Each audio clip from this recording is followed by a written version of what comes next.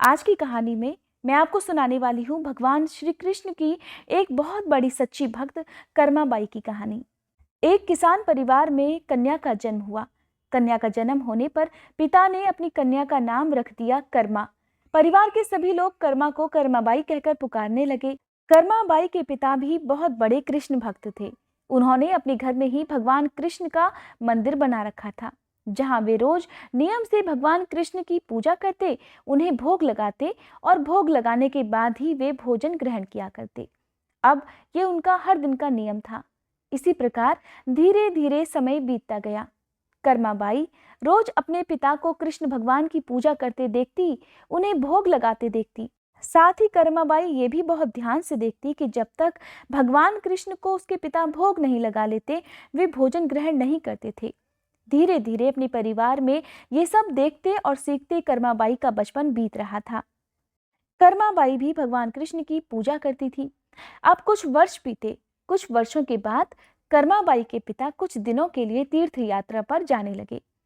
यात्रा पर जाने से पहले उन्होंने अपनी पुत्री को यानी कि कर्माबाई को भगवान कृष्ण की पूजा विधि समझाई और कहने लगे कि वो भगवान कृष्ण को भोग लगाकर ही भोजन ग्रहण करे, घर का अच्छे से ध्यान रखेगी। इस प्रकार कर्माबाई ने अपने पिता से कहा कि पिताजी, आप परेशान मत होइए, मैं भगवान कृष्ण को हर दिन नियम से भोग लगाऊंगी, उनकी अच्छे से देखभाल भी करूंगी। इस प्रकार पिता अपने घर की देखरेख का जिम्मा कर्माबाई को सौंपकर कुछ दिनों के लिए तीर्थ यात्रा पर चले गए। अब अगले दिन कर्माबाई ने सुबह जल्दी उठकर घर की साफ सफाई की और स्नान करके जल्दी जल्दी उठकर कृष्ण भगवान को भोग लगाने के लिए बाजरे की खिचड़ी बनाई। अब जब कर्माबाई ने खिचड़ी को थाली में डाला, उसमें घी और गुड़ मिलाया और कृष्ण भगवान को भोग लगाने के लिए खिचड़ी की थाली भगवान के सामने रख दी, तब हाथ जोड़कर उनसे कहने लगी, भगवान, आपको जब भी भूख लगे तब आप ये खिचड़ी खा लेना, मैं तब तक घर के दूसरे काम कर लेती हूँ। ऐसा कहकर कर्माबाई अपने काम में लग गई। थोड़ी देर के बाद आकर उसने देखा थाली तो ऐसी की ऐसी ही रखी थी, भगवान ने तो भोग लगाया ही नहीं। कर्माबाई ने सोचा, चलो कोई बात नहीं, शायद अभी भगवान जी को भूख नहीं लगी होगी, कुछ देर बाद जब भूख लगेगी तो खुद ही खा लेंगे। ऐसा सोचकर कर्माबाई फिर से अपने काम में लग गई। अब वो बीच बीच में बार बार देखती रहती कि भगवान ने भोग लगाया या नहीं, भगवान ने भोग लगाया या नहीं। लेकिन खिचड़ी की थाली में से भगवान ने तो एक दाने का भी भोग नहीं लगाया। अब जब भोग नहीं लगाया तो खिचड़ी की थाली ऐसी पड़ी रही। इधर दोपहर का समय हो गया। अब कर्माबाई को चिंता होने लगी कि भगवान ने आज भोग क्यों नहीं लगाया, क्या खिचड़ी अच्छी नहीं बनी या उसमें घी और गुड़ की कमी रह गई। ऐसा सोचकर कर्माबाई ने रसोई घर में से थोड़ा सा घी और गुड़ निकाला और उसे खिचड़ी में मिला दिया। अब थाली लेकर भगवान के सामने वो खुद बैठ गई और भगवान कृष्ण से भोग लगाने के लिए विनती करने लगी। लेकिन भगवान जी थे कि भोग लगाने के लिए तैयार ही नहीं थे। कर्माबाई ने भी सुबह से अब तक भोजन नहीं किया था, क्योंकि वो अपने बचपन से ही देखती आई थी कि उसके पिताजी तब तक भोजन नहीं ग्रहण करते जब तक कि वो भगवान को भोग ना लगा ले। तब कर्माबाई ने भगवान से कहा कि भगवान, अब तो आप भोग लगा लीजिए, मैंने आपकी पूजा की और आपके भोग की जिम्मेदारी पिताजी मुझे देकर गए हैं। अगर आप पिताजी का इंतजार कर रहे हैं तब तो आपको आज के दिन भूखा ही रहना पड़ेगा, क्योंकि पिताजी तो तीर्थ यात्रा पर गए हैं और बहुत दिनों के बाद वापस आएंगे। इसलिए हे कृष्ण भगवान, आप भोग लगा लीजिए, नहीं तो मुझे भी भूखा रहना पड़ेगा, क्योंकि पिताजी तो तीर्थ यात्रा पर गए हैं और कुछ दिनों के बाद ही वापस आएंगे। तब तक आपको मेरे हाथ से बना हुआ भोजन ही करना पड़ेगा। भगवान जी, मुझे अच्छे से व्यंजन बनाने नहीं आते, ना ही मैं स्वादिष्ट भोजन बना पाती हूँ और ना ही मुझे विधि विधान से पूजा पाठ करना आता है। मुझे तो बस ये बाजरे की खिचड़ी और रूखी सूखी सब्जी रोटी बनानी आती है। आपको तो भगवान जी बस इसी से गुजारा करना पड़ेगा। और खिचड़ी की थाली की तरफ इशारा करते हुए कर्माबाई भगवान कृष्ण से हाथ जोड़कर कहने लगी, हे भगवान, अब तो आपको मैंने इस खिचड़ी में और ज्यादा घी और गुड़ डालकर दे दिया है, अब तो भोग लगा लीजिए। इस प्रकार कर्माबाई बार बार भगवान से भोग लगाने की विनती करने लगी, लेकिन भगवान जी ने फिर भी भोग नहीं लगाया। समय बीतता जा रहा था। कर्माबाई को भगवान की चिंता थी। तब कर्माबाई ने भगवान से कहा, ठीक है भगवान, जब तक आप भोग नहीं लगाएंगे मैं भी कुछ नहीं खाऊंगी। अब आप भी भूखे रहिए और मैं भी भूखी रहूंगी। ऐसा कहकर कर्माबाई भगवान से नाराज होकर बैठ गई। दोपहर बीती, शाम होने को आ गई, लेकिन भगवान की तरह कर्माबाई ने भी कुछ नहीं खाया। कर्माबाई भूखी प्यासी बैठी रही। आखिरकार कर्माबाई की जिद देखकर भगवान की मूर्ति से आवाज आई, अरे कर्माबाई, तुमने तो पर्दा किया ही नहीं, मैं ऐसे कैसे भोग लगा लूं? ये बात सुनकर कर्माबाई ने तुरंत अपनी चुनरी का पर्दा कर दिया। फिर उसी की छाया में भगवान कृष्ण ने बाजरे की खिचड़ी का भोग लगा लिया और देखते ही देखते पूरी थाली खाली हो गई। ये देखकर कर्माबाई भगवान से कहने लगी, हे प्रभु, बस इतनी सी बात थी तो पहले ही बता देते, सारा दिन खुद भी भूखे रहे और मुझे भी भूखा रखा। इसके बाद भगवान को भोग लगाकर कर्माबाई ने भी भोजन ग्रहण किया। अब कर्माबाई का रोज का यह नियम बन गया। कर्माबाई रोज सुबह जल्दी उठकर सबसे पहले भगवान के लिए भोजन बनाती और भोग की थाली भगवान के सामने रखकर पर्दा लगाकर बैठ जाती और थोड़ी देर बाद देखती तो थाली पूरी की पूरी खाली मिलती। ये देखकर कर्मा बहुत खुश हो जाती और खुशी खुशी करके बाकी काम निपटाने लगती। कर्माबाई का यह विश्वास था कि भगवान को सुबह जल्दी ही भूख लग जाती है, इसीलिए तो वो सुबह सवेरे जल्दी उठकर बाकी काम करे बिना सबसे पहले भगवान के लिए भोजन बनाती और बड़े प्रेम से भगवान को भोजन खिलाती थी। और जब भगवान भोजन कर लेते तब निश्चिंत होकर स्नान आदि काम करती और घर के दूसरे बाकी काम करते। अब यही क्रम कई दिन तक चलने लगा। कुछ दिनों के बाद कर्माबाई के पिता तीर्थ यात्रा पूरी करके घर वापस लौट आए। पिता के वापस आने पर कर्माबाई ने उन्हें बताया कि पहले दिन जब उसने भगवान कृष्ण को भोग लगाया था तो कैसे भगवान ने उस दिन बहुत नखरे किए थे, सारा दिन खुद भी भूखे रहे और मुझे भी भूखा रखा। तब शाम को जाकर कहीं उन्होंने खिचड़ी खाई। अब तो भगवान कृष्ण सुबह सवेरे जल्दी भोग लगा लेते हैं और देखते ही देखते पूरी थाली भी साफ कर देते हैं। ये बात सुनकर कर्माबाई के पिता हैरान रह गए और कृष्ण भक्त पिता को अपनी पुत्री की सरल प्रेम भक्ति और भगवान श्री कृष्ण की कृपा को समझते बिल्कुल देर नहीं लगी। अब कर्मा के पिताजी सोचने लगे कि जिस भगवान को प्राप्त करने की इच्छा से वो तीर्थ यात्रा करने गए थे, वो भगवान तो साक्षात उनके घर में ही विराजमान है और उन्हीं की पुत्री के हाथों से रोज भोग भी लगाते हैं। मन में ऐसा सोचकर वे कर्माबाई को अपनी पुत्री के रूप में प्राप्त करके अपने आप को धन्य समझने लगे।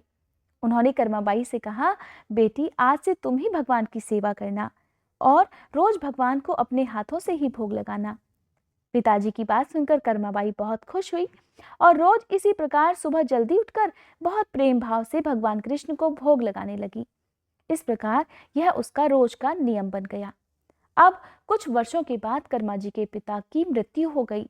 अब कर्मा अपने घर में अकेली रह गई, इसलिए कर्मा का घर में बिल्कुल मन नहीं लगता था। फिर एक दिन कर्मा ने अपने घर से कुछ जरूरी कपड़े लिए और भगवान कृष्ण की मूर्ति लेकर अपने गांव को छोड़कर तीर्थ यात्रा पर निकल पड़ी। तीर्थ यात्रा पर अलग अलग तीर्थों के दर्शन करते करते कर्माबाई उड़ीसा के जगन्नाथपुरी पहुंच गई और जगन्नाथपुरी में ही कर्मा ने निवास करने का निश्चय कर लिया।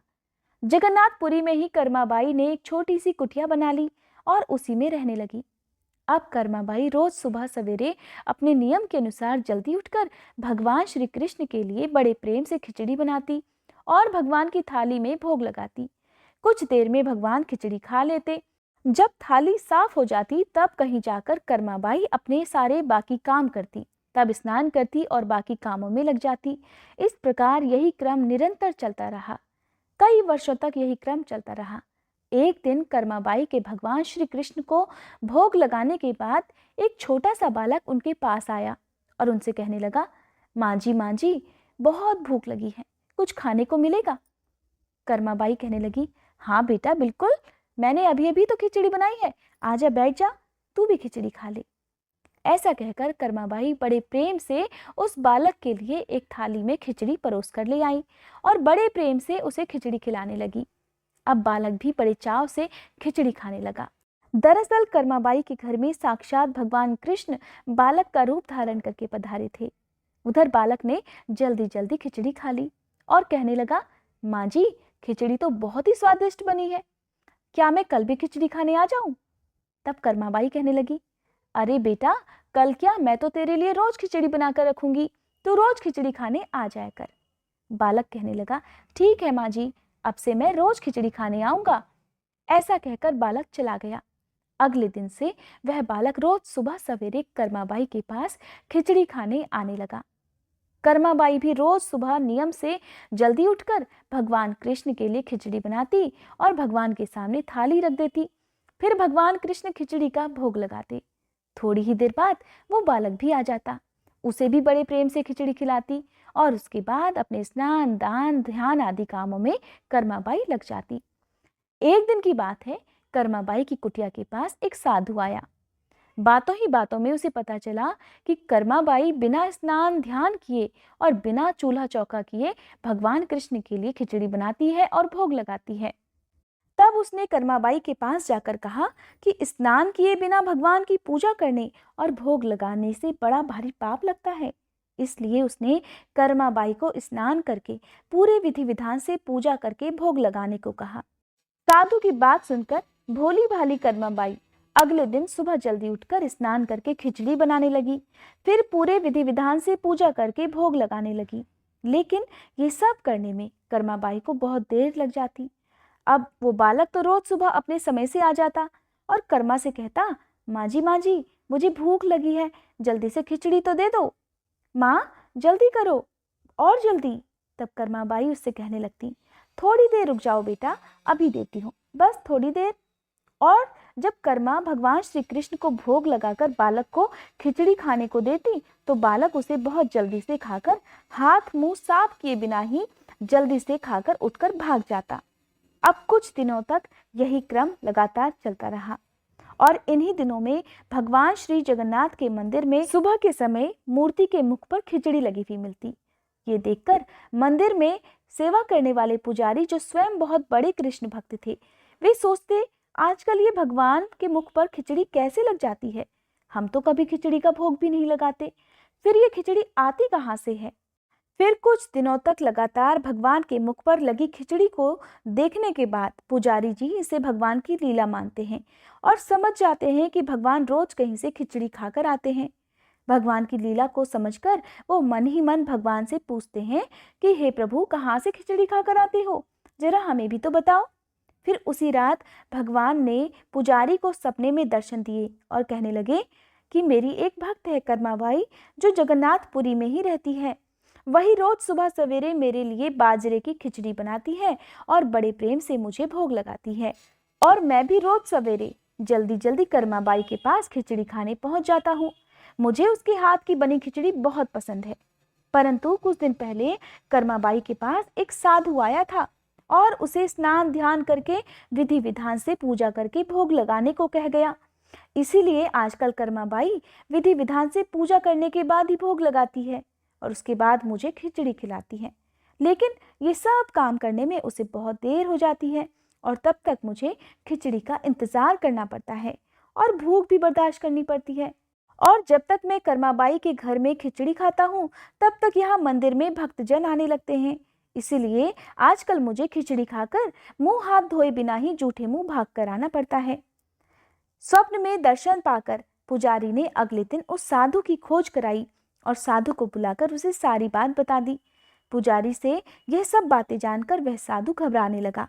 घबराता हुआ कर्माबाई के पास जा पहुंचा और कहने लगा, आप पहले की तरह ही सुबह सवेरे जल्दी उठकर भगवान को खिचड़ी का भोग लगाया करो। आपके लिए कोई भी नियम या विधान करने की जरूरत नहीं है। साधु की बातें मानकर कर्माबाई अब पहले की तरह बिना स्नान ध्यान किए भगवान के लिए भोजन बनाती और फिर उन्हें भोजन कराती। तब तक वो नन्हा बालक भी उनके पास खिचड़ी खाने पहुंच जाया करता।